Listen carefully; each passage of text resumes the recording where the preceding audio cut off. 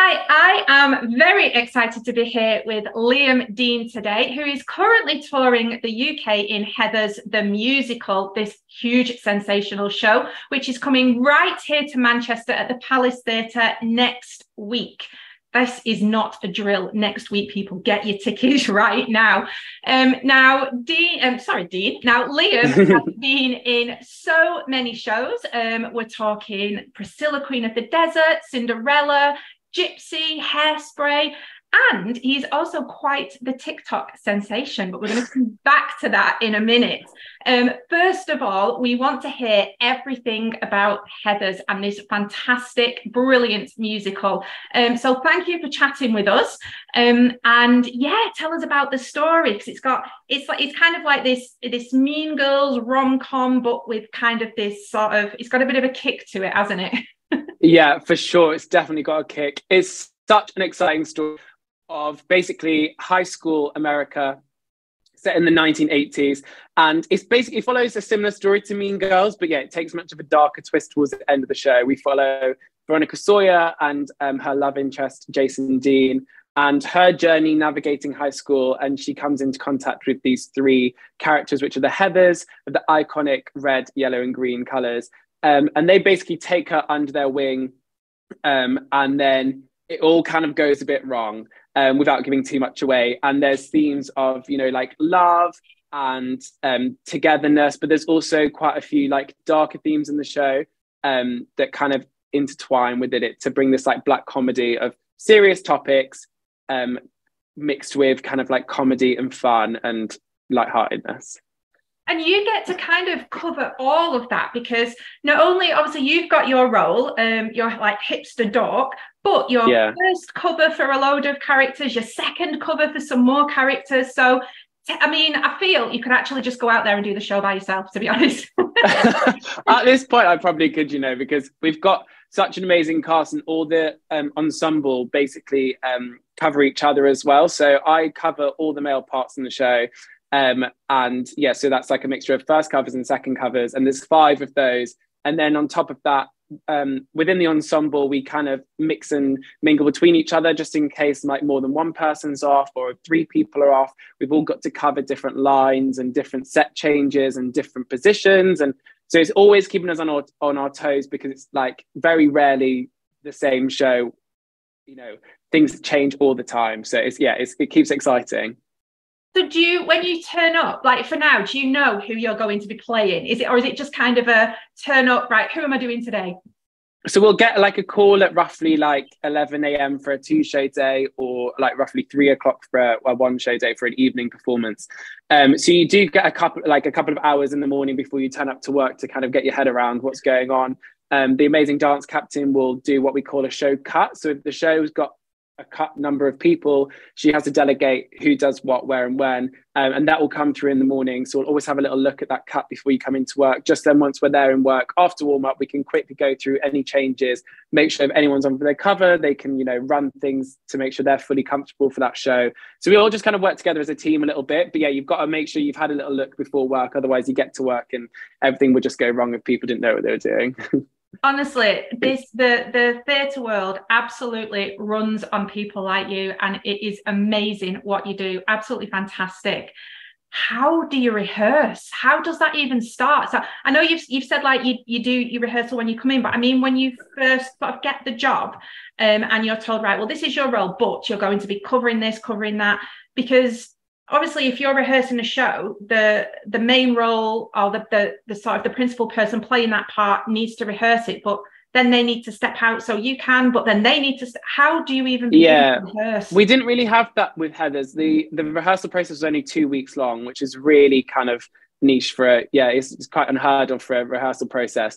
But we did it all in 2 weeks, and then we opened the show, and then I actually only got given some of my, well, I think like 3 of extra covers about 2 weeks into the run.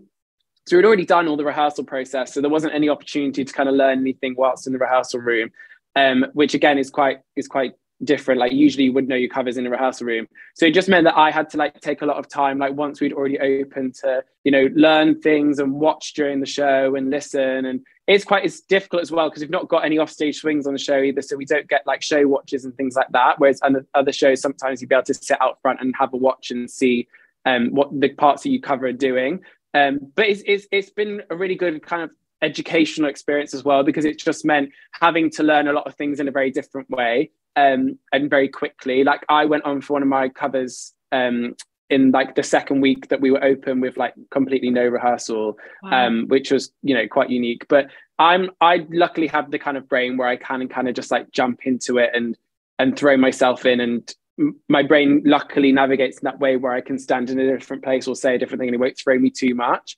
But yeah, I do think it just kind of takes that kind of type of brain, and also everyone's got to find their own different learning process, whether that be pen to paper or watching videos or anything. You have to find your own process to make sure you know it if you ever go on.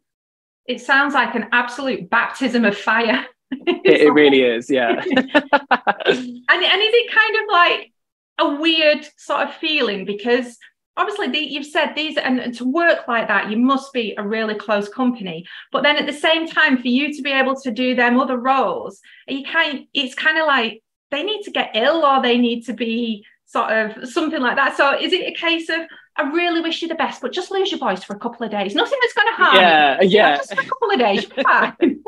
It's definitely that, yeah, especially if you're ever going to go to a venue where, you know, you could maybe get family in, or it's got a bit specialty. Like Manchester Palace is actually a really, really special theatre to me. It's where I grew up watching all the shows, and it's kind of what inspired me to get into musical theatre and everything. So whenever I'm in Manchester, I'm a little bit like, right, come on, I don't want to wish any harm upon anyone. Nope. But yeah, maybe just a little like sniffly nose or something one day for someone would be great. And the last time I was actually in Manchester, I managed to go on and play one of the principal roles as well. So that was amazing. So I do feel like I've already had my time being like a principal in Manchester if it doesn't happen next week. But yeah, it'd be great. It would. It really would. So with you playing so many different roles then, do you have a favourite? Do you have like a favourite? Because you must get to do all of the songs as well, the majority of them. So do you have a favourite song, a favourite character? I love going on for Kurt, one of the jocks. They're kind of just like your typical douchebag American jocks, and they're just so fun to play.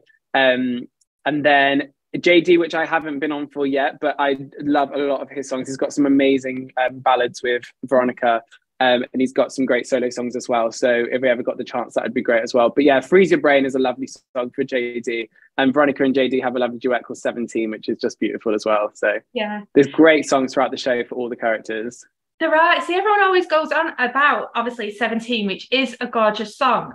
But I don't know if this says more about me as a bit of a sick and twisted person, but I really like their other duet, that Our Love Is God. And I know the I love that one, and I know that's a really nice one as well. Things there, but it's a great song as well, because it's got a proper journey. Like you really start to see JD's dark side during that song, and it's right at the end of Act 1, so it's a great like big way to finish Act 1 as well. And then another song which I do love doing is Dead Gay Son, when I'm on for the dads, and that opens Act 2, and that always gets the audience going. Everyone just erupts into this like joy.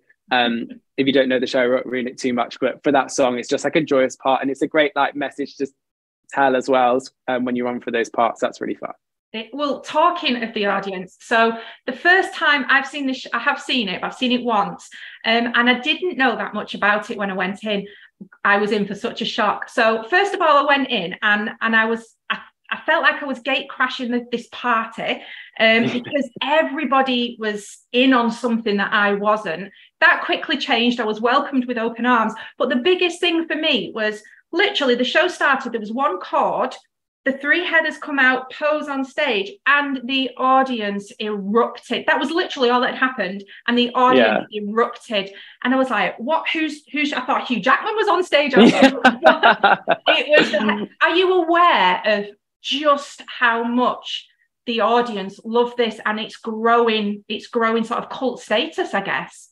Yeah, for sure. We call them the cool nuts, the fans, and it is so amazing to see. I always say, for me, the most surprising part is that we'll go to a venue where there'll be loads of cool nuts. They cheer and they scream at all the parts that they're kind of, it's a little bit like, if you've ever seen the Rocky Horror, and there's like set parts of the show where people out like weep and cheer. It's a bit like that. There's set parts of the show where they know to scream the loudest, or like little bits like that. And we'll go to a venue and it'll be really, really full of them, and everyone, it'll be really loud and amazing. And then you go to somewhere completely on the other side of the country, and, you know, you kind of think, you know, well, maybe no one here has heard of this musical yet, or maybe there's not as many, and it's just the same everywhere we go. And that to me is like the best thing, because literally we've covered like every corner of the country, and yet there are still people who love the show so much and have followed it online for a long time. It's got a big like online following, the show, especially on the new apps like Tick Tock and stuff. And it's great when people have, you know, heard about it for so long and they really want to get themselves involved, and then they finally seen that show for the first time, and that excitement just comes out, you know, like we say, when the Heathers come out, or, you know, when Veronica runs out and the first time, and all things like that. And it's just amazing to hear. It really is. And like we've sort of mentioned, it's got a darker side to it as well, this show. And it's got a 14 plus age guidance, which I think is quite a good one there, because some of the topics and the approach and the language it cuts close to the bone. You've got to have a certain style of humor, haven't you? And have you ever kind of had, for someone who maybe wasn't prepared for what they were coming to, maybe someone sort of going about it, or the opposite, because it touches topics with such brilliant humor, it opens up that possibility to talk about things? Yeah, for sure. I think it's definitely a good idea to look at like the trigger warnings. There's always trigger warnings on the website, and usually up in the theatre. I think hopefully it's always up in the theatre, in like the foyer and stuff, on the sign like before you go in. So it's definitely a good idea to look at those, because there are some serious topics in the show which will trigger a few things for different people who've had different experiences. And sometimes, unfortunately, people aren't aware of those triggers, and it causes a bit of an emotional reaction that, you know, we wouldn't want anyone to go through. But yeah, like you say, the opposite. We get so many amazing messages from fans of people saying that, you know, that they've been through similar things that the show touches on, and how the show has helped them, you know, to live through those experiences, or to find comfort in different things, or to connect with different people. And I think, you know, when you're dealing with really sensitive topics like that, it has to be done in a really certain way. And I hope that most people feel like the show does deal with them correctly. And the celebration of like togetherness and enjoyment at the end of the show, I think really connects all those things together. It makes it more of like a positive experience, where everyone leaves feeling of like, you know, there have been a lot of dark topics during the show, but they're not leaving feeling too, you know, deflated or heavy-hearted or anything. It's a big celebration at the end. So it's great. I think it's done brilliantly, just to put it out there for anyone who does watch, because I teach drama students, and the topics that they bring into class and they want to talk about because of Heathers, it does open up that platform that they feel comfortable being able to talk about it. So I think it's doing its job absolutely spot on, brilliantly. I really, really do. I really mean that. I want to talk about your TikTok. So you've got like over 23,000 people, and I know why, because you do these brilliant videos where you kind of show what it's like to tour. You show the backstage stuff, you show having fun and camaraderie with obviously your cast members.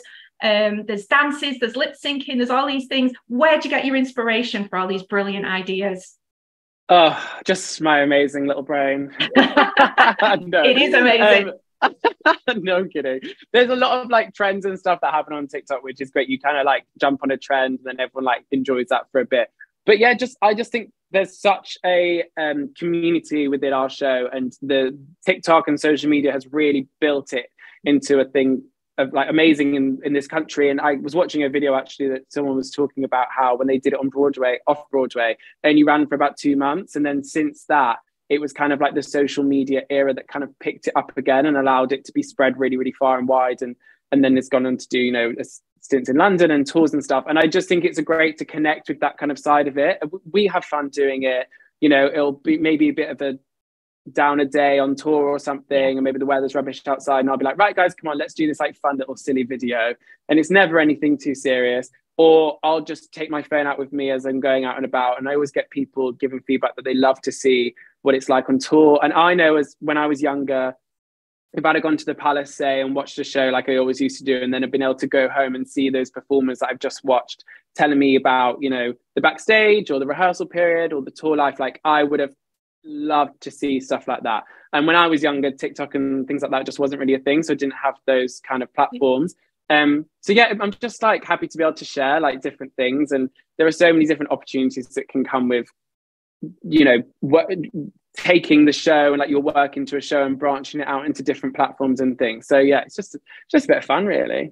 Well, I want to say there's one of your videos that I was watching just going, oh my God, thank God it's not just me. The one where you're talking about when you wake up and then you'll see things, you'll see people. Oh yeah. That happens to me, honestly. Really? Yes, I watched that and I was like, oh my God, thank God it's not just me, because I have a Crohn's disease, and so I'm on some quite strong medicine sometimes, and I just was assuming it was the side effects, but now I'm thinking, no, it's a thing. No, I'm so glad, and I'm so glad you've seen that one as well, because that one wasn't like Heather's related, so I didn't really feel like, you know, it reached that far. But yeah, I wake up in the night and I see some spooky little things sat in my room. The other week it was literally like some child sat on a sofa just like staring at me, and I'm sat there like asking her why she sat in my room, and obviously no response. And it's not until I turn the light on that they disappear, and I'm like, right, I'm going insane. But yeah, my mum thinks it's some kind of communication with the other side, so maybe we're all just a bit like witchy and spooky. Maybe. You never know, maybe. Oh, thank you so much, Liam. Oh no, one more thing. What is a corn nut? What is a corn nut? A corn nut. So corn nuts, we have them in this country now, and I think they're called love corn. It's basically just like dried, crispy, flavored corn. It's I've seen them in shops. If we have love corn, but I think it was a big thing in 1980s America, and people would like take it to the movies and stuff with them. And we've got like a little 7-Eleven store, and they were obviously sold in 7-Eleven. And during the show, Chandler shouts at Veronica and tells her to pick up some corn nuts from the shop. And then there's a part in the show that I won't spoil, but then the corn nuts come then into the show a little bit later on. And yeah, that's just what the name, I think the fans gave it to themselves. That's the name of the fans. So the fans and the people who follow us and love the show are the corn nuts. So that's their little name. The corn nuts. So everybody come along next week to the Palace Theatre to watch Heathers the musical and become a corn nut. Honestly, yeah, get dressed up. Yeah, you won't regret it. You will not regret it. Thank you so much, and all the best. We cannot wait to see you back in Manchester, Liam. Thank you. Thank you so much. I'm so excited. See you soon.